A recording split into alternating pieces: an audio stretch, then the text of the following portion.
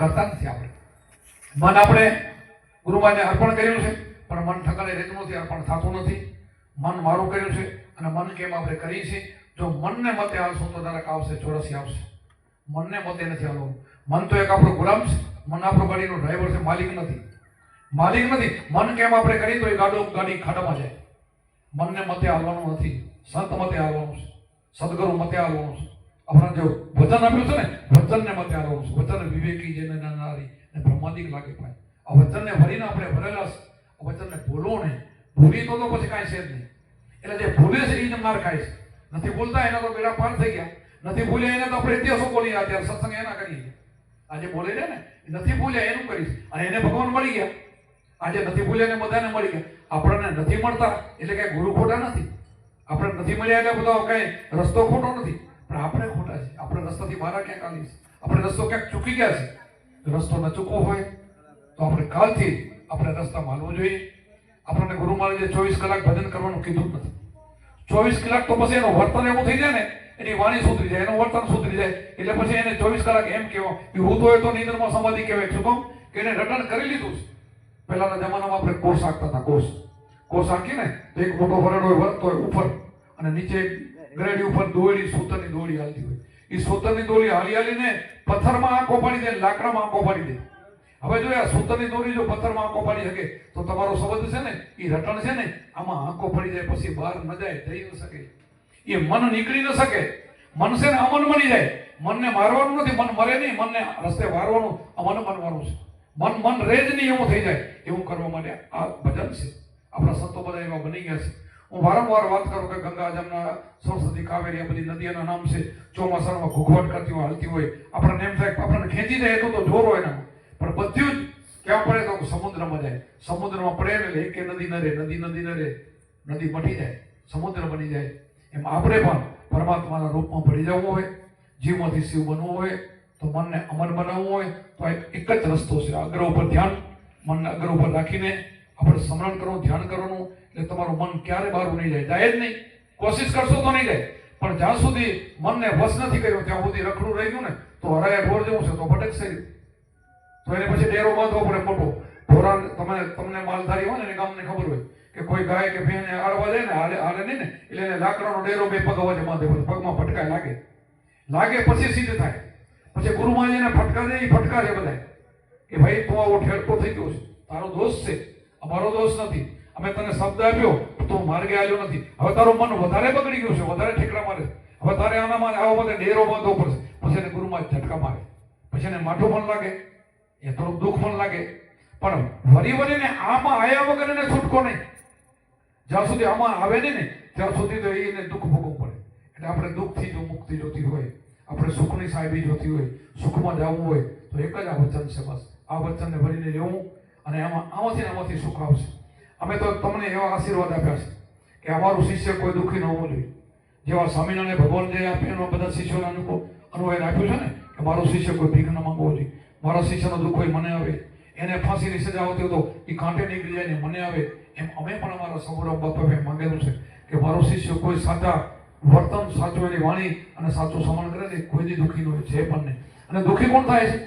અધગતરી ઘાણી થાય. અધગતરી ઘાણીમાં સમજો છો, ઓલા તલ હોય તલ, આપણે એને ઘાણીમાં નથી પીલાવા જાય, પછી પીલે ને તો એનું જો તેલ થઈ જાય તો એ કામ આવે, ખાવામાં કામ આવે, બીજે કામ આવે, એના પૈસા આવે, તેલનો ભાવ પૂરો આવે.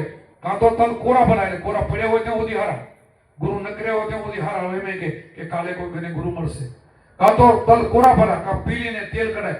અધકતરી કુલર કેસી ભરી દોય તો કદી જાય, 3 દીરે ચોથે દી ગંધાઈ જાય, નાખી દેવું પડે. આવું ન થાવું, અધકતરી ન થાવું. કાં તો એને પીલાઈ જવું, અને કાં તો કોરા ભરા. કાં તો ગુરુ કરવા જ નહીં સારા, અને કરવા તો આવો કરવું કે ગુરુના વચનમાં રહેવું, સમાન કરવું. થોડું ઘણું દુઃખ આવે ને તો હટવું નહીં. દુઃખ તો આવે ને જાય, દુઃખ તો બધામાં આવે. તડકો થાય શું કવર્યો આવે ને જાય. અને કદાચ મૃત્યુ આવે તો શું, મૃત્યુ તમારું જેટલું આયુષ ભગવાને જેટલા શ્વાસ નાખે ને એમાં કોઈ બીજું ઉમારવા નહીં આવે. આપણા જેટલા શ્વાસ તમને પરમાત્મા આપ્યા છે એમાં રામકૃષ્ણ ઓછો ન કરી શકે, કોઈને ઓછો કરી શકે. તમે વધઘટ કરી શકો, ઓછા તમે કરી શકો. શું કામ? તમે વ્યસન કરો, બરબાદી કરીને રોગ થાય, એમાં ટીબી થાય, શ્વાસ ભરે ભાગવા જલ્દી પતી જાય, તમે બગાડો, કોઈ બગાડે નહીં. કોઈ તમારે માણસ કર્મથી દુઃખી ને કર્મથી સુખી. કોઈ કોઈને સુખ દુઃખ આપતું નથી. તમે કોઈ દેવ કને જાઓ કે દેવ તમને સુખ આપી દે, ના એના હાથમાં નથી કાંઈ. કોઈ ભગવાન આપી દે, ના એના હાથમાં નથી, તમારા હાથમાં. બધું જ કર્મની આ કર્મ ઉપર તો બધું હાલે છે. કર્મ છે ને મુખ્ય પ્રધાન છે. કર્મને કાપવા માટે અમે રાડું પાડી છે. તમારું કર્મ તમે કાપો, તમારા હાથમાં બાજી છે. એટલે તમે કર્મ કાપશો, તમારા શ્વાસ પૂરા લેશો, પૂરું ભજન કરશો, શરીરમાં રોગ નહીં આવે, શ્વાસ લાંબા હાલશે તો 5 વર્ષનું આયુષ વધશે અને તમારું તન મન સારું રહેશે. અને એમ કરતા કરતા તમારું કર્મ, જૂનું કર્મ ભરી જશે ને તો પ્રાણ તમારું સુધરી જશે અને તમારે કર્મ લીલા લહેર થઈ પડશે. કારણ કે કર્મથી દુઃખિત હોય છે આપણે. પૂર્વેનું ભોગવી એ કર્મ છે, અત્યારે થાય એ પણ કર્મ છે. તો કર્મ કાપવાનું ચાવી ગુરુમાં જ આપી છે, એનાથી કર્મ કપાય છે, સ્વાહા થાય. બાકી કોઈ એવો મંત્ર નથી કર્મ કાપી શકે. મંત્ર નથી એટલે તો શાસ્ત્રોમાં એવું લખાઈ ગયું, કરેલા કર્મ તો દેવા જ પડશે, સૌને નડે, ભગવાનને મળે. સાચું છે, દેવા પડે. પણ એવો મંત્ર એક છે કે કાપી શકે છે. જેસલ જાડેજે કાપી નાખ્યો. ઇતિહાસ જુઓ તમે. વાલીએ ભીલે કાપી નાખ્યા. તમે ઇતિહાસ જુઓ. વાલીઓ ભીલ બારવટીઓ તો બધાને મારી નાખતો તો રૂપિયો. અને એને નારદજી મળી ગયા અને ઋષિ બની ગયો. વાલ્મીકી ઋષિ બની ગયો. વિચાર કરો. જેસલ જાડેજો બારવટીઓ માથાના વાળ દેતા પાપ કર્યા હતા અને તોરેલે કીધું તને સદગુરુ મારા ધારશે, તારા પાપ પોકાર અને તારો ધર્મ સંભાળ, તારો અસલી ધર્મ શું છે ઓળખી લે. તો તમને અમે એ ધર્મ સંભળાવી છે. તમારો ધર્મ ઓળખી લો. તમારો સ્વધર્મ શું છે? તમારો ધર્મ તમારા આત્માને ઓળખો ને એ છે. હું ઘણી વખત અહીંયા વાત કરી ચૂક્યો છું. હું કરું છું બધે. મેં બધા શાસ્ત્રો ભીજ્યા છે. બધા હું સ્વાધ્યાયમાં ઘણા વર્ષો રહેલો છું. સ્વામિનારાયણ સંપ્રદાયમાં ફરેલો છું. કઢી નથી બધી ફરેલો છું. એનો વચનામૃત આખું ખૂબ વાંચતો. સ્વામિનારાયણ ભગવાનનું વચનામૃત. એમાં વચનામૃતમાં એક ભાગમાં એવું લખેલું છે કે સ્વામિનારાયણ ભગવાન કાઠી દરબારમાં દાદા ખાચરને ઘરે સત્સંગ કરતા હતા. એમના 50 શિષ્યો બેઠા હતા. આમાં બ્રહ્માનંદ અને મુક્તાનંદ, એ મોટા મોટા મહાન સંતો, એ સમયમાં જેને વાણી રચ્યું છે એવા સંતો બેઠા હતા. અને પૂછ્યું કે બેટા બધાથી પાપ કયું મોટું હોય? તો કોઈને નતું આવડ્યું. એક સંત બોલ્યા કે ગૌ હત્યા તો ના બેઠું. ગૌ હત્યા પાપ તો છે, પણ એનું ભાગવતની અંદર લખેલું છે, પ્રાયશ્ચિત લખેલું છે. એનું આઉટલો પ્રાયશ્ચિત કરવાથી પાપ મટી જાય એવું ભાગવતમાં લખેલું છે. એટલે હું તો જે પાપ બતાવું છું ને એનું કોઈ પ્રાયશ્ચિત નથી. એવું ભયંકર પાપ બતાવું છું. બીજો કે બ્રહ્મ ત્યાં તો કે ના, એનું પણ પ્રાયશ્ચિત લખેલું છે. બે બોલ્યા પછી બાકીના તો હતાવાને બધા બંધ થઈ ગયા. ના બોલ્યા કોઈ, બંધ થઈ ગયા. પછી બધાએ હાથ જોડીને કીધું પ્રભુ તો તમે સમજાવો, મને ખબર નથી. કે તો આટલી ખબર નથી તો મને આ સમજાવો. આટલો સમય સાથે રહ્યા તો એના સમજાણું તો કે ના સમજાવો પ્રભુ. તો કે પોતાનો આત્મા છે આપણી અંદર બેઠો એને ન ઓળખે ને તો એ આત્મા ઘાતી કહેવાય, આત્માને મારી નાખ્યો કહેવાય. જો નુગરા હજી વિચાર કરજો, નુગરા ને તમે આત્મા ઘાતી કેવા હોય. આ સ્વામિનારાયણ ભગવાન લખ્યું, હું મેં નહીં. પોતાના આત્માનો ન ઓળખે ને આત્મા ઘાતી કહેવાય. આત્માને મારી નાખ્યો સમજો ઘાતી. 70 લાખ 84 જાય. કોઈ દલીલ, કોઈ ભગવાન, કોઈ દેવ ન બચાવી શકે, કોઈ નહીં. આ નુગરામાની પાછળ ભાગવત સંતો એમ કરે ને કે એને મુક્તિ થઈ જશે. નહીં થાય. આ લોકો ના પાડી સંતોએ. મુક્તિ તો પોતાના હાથે થાય, મુક્તિ ન થાય તો પૈસા બધા પાછળ બધાની મુક્તિ જ કરી નાખે. કાંઈ કરવાનું શું કામ? પાપ જ કરી તો બીક જ છે નહીં. તો બીક શું કામ હોય? છોકરા ભાગવત કરી નાખશે પાછળ, મુક્તિ થઈ જશે. નહીં થાય. તમારે કરવાનું છે. આ જેને મુક્તિ પહેલા કરીને પોતે કરેલી છે. કોકે પાછળ મને એમ નથી કરતી હતી. પોતાની મુક્તિ પોતાને કરવાની છે.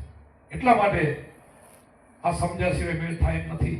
એટલા માટે સ્વામિનારાયણ ભગવાન કીધું કે તમે તમારા આત્માને નહીં ઓળખો તો આત્મા ઘાતી છો, તો આત્માને ઓળખો. સ્વામિનારાયણ સંપ્રદાયમાં પેલા આ હતું, હવે શેક નથી, મને ખબર નથી. પેલા આ હતું. આત્મા ઘાતી કહેવાતો ન ઓળખે, આત્માને જ ઓળખવાની વાત બધા સંપ્રદાયમાં, બધા સંતો, બધા ભગવાનો આગળના ભાગના બધા એ જ કહી ગયા છે. હવે આપણે શું કરીએ છીએ? એ કઈ કરવું નથી. મંદિરે જઈને ટોકરી વગાડીને ભલું કરજો રામ, ભલું કરજો કૃષ્ણ, ભલું કરજો માતાજી, ઈશ્વર એ રસ્તે આવીને હાલવું નથી. તો કેમ મેળ પડશે? ગીતા આપણી વાંચી છે, આખી ગીતાને રસ્તે ચાલવું નથી. ગીતા વાંચવાથી શું ફાયદો? ગીતા વાંચ્યા પછી રસ્તો પકડવાનો છે, હાલવાનું છે, એવું જીવવાનું છે. એ ના સમજાય તો શું કરવું? ખાલી બોલવાથી શું ફાયદો? બોલવા વાળા મંત્રથી કઈ નહીં થાય. 100 મણનો રૂનો ઢગલો પડ્યો હોય એમાં 100 મણ અગ્નિ લખીને નાખો, લખે તે થતું હોય તો. એટલે અમે લખેલા ખોટા કે લખેલા કાગળિયા ખોળે હેલીએ ખોટા કીધા છે. કોરામાં છે કઈનું કામ થાય. લખનથી કામ ન થાય. લખેલા મંત્રોથી કોઈથી કામ નહીં થાય, કોઈથી મુક્તિ નથી. સંતો હાચા છે ને પ્રૂફ કરીને બતાવે છે. આ અગ્નિનો અમે કહીએ ને, આ અગ્નિ લખી ન, અગ્નિ તો છે લખેલ છે.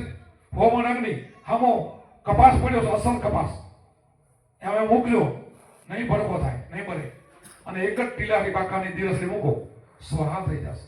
તો આ બ્રહ્માગ્નિનો ભડકો છે, આ સ્વાહા કરે ને એવો ગુરુનો શબ્દ છે. જ્યાં તમારું કર્મ પડ્યું છે, ત્યાં પડ્યું છે દખલ, એ ઠકાણે પહોંચે છે અને બધું નીલ કરી નાખે છે, બાળી નાખે છે. એવો આપણે ગુરુનો શબ્દ છે, એવું ધ્યાન છે, ત્યાં પહોંચી જાય છે અને બધા કર્મોને સ્વાહા કરી નાખે છે. અને બાકી તો કોઈ બોલવા વાળા માત્ર નથી. મારે અત્યારે પાણી પીવું છે, મંત્ર બોલું લ્યો, પાણી આવી જશે પેટમાં, મારે ઉઠવું નથી. આ જો ભાઈ પાપે છે, હું પીવું ત્યારે તરસ મટે છે. પાણી કરતા તૃષ્ણા નહીં મટે, ભોજન કરતા ભૂખ નહીં ભાગે. આ તો કઈ થતું નથી. તો કયા મંત્ર હાચા, કયા મંત્રથી કામ થાય છે? બોલવાથી કામ થઈ જાય તો બોલવાનો મંત્ર હાચા નહીં, ના પડીશ, કરવું પડશે. ક્યાં? એના માટે ધ્યાન જ કરવું પડશે. સદગુરુનું સ્મરણ કરતા ધરતારીનું ધ્યાન, ધ્યાનમાંથી જ્ઞાન જાય, જ્ઞાન ધારણ માટે અજ્ઞાન. શ્વાસ ઉશ્વાસે સફળતાને જપતા અજંપા જાવ, જાપ જપતા ટાપ લડિયા ગુરુજીને પ્રતાપે આખું ભરાવી કીધું છે. આ જાપ જપતા ટાપ લડે, આદિ વ્યાધિ ઉપાધિ આનાથી મટે, બીજાથી ન મટે. જોવરાવા જશો તો નહીં મટે, ક્યાંય બતાવવા જશો તો નહીં મટે. એના માટે તો તમારે જ કાંઈક કરવું પડશે તો મળશે. એટલા માટે સમજવું જોઈએ, જ્ઞાની પુરુષ ધ્યાનમાં રહેતા દિવસ ને રાત ધ્યાનમાંથી ધણીને ઓળખ્યા મર્યાદિના નાથ. સદગુરુએ ભેદ બતાવ્યો પીન બ્રહ્માંડથી પાર, અનહદ રાત વાગ્યા સર્યા જીવના કાજ. કાજ સાર્યાને આનંદ થયો, અંતર લાગ્યો રંગ. પ્રેમ પ્રતાપે બાપુ કુંભાર બોલ્યા, હવે સાચા ગુરુનો સંગ. હવે સાચા ગુરુ મળી જાય, એનો સંગ થઈ જાય, એની આપણે રીતિ હાલી, સત્સંગની રીતિને જાણીએ અને આવો સત્સંગ સાંભળીએ અને પછી આવો સત્સંગ જીવનમાં ઉતારીએ. એના માટે ભજન જ કરવું પડશે, શ્વાસોશ્વાસનું સ્મરણ, અજંપા જાપ જ કરવું પડશે. ફરતું સરખું કરવાથી કાંઈ થશે નહીં.